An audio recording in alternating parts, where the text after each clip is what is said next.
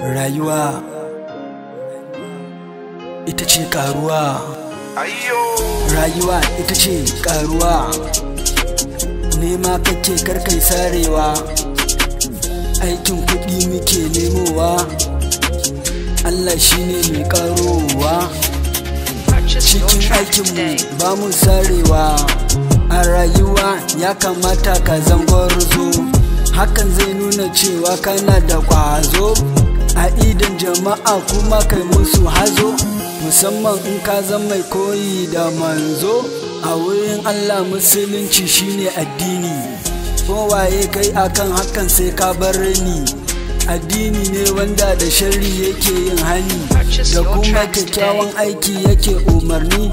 Addini ne babu ƙauye baya zance 'yan birni, da Allah da manzo su zani ma biyayya, don su kaɗai ake yi ma tsantsar soyayya. Ko da yaushe ya kamata mu kyauta niyya, in mun roƙi Allah kuma kar da mu karaya.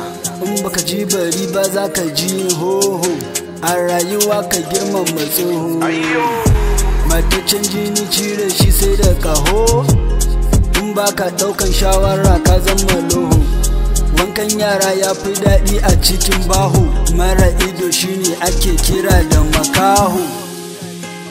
Gamji komai sassaƙa sai ya yi toho, kaza kuwa ba ta son ganin shaho.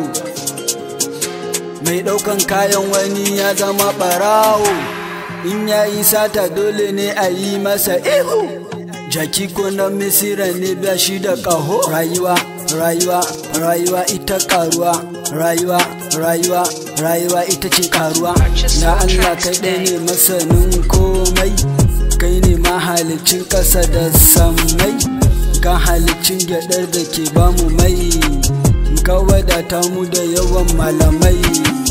Allah ka sa ba ma yin ƙasa da gwiwa ba, ka daidaita musu zance a labai. Kana musulmi ka san ba kyau ka yi ba a uwa, a ƙasar Hausa ake kira da baba.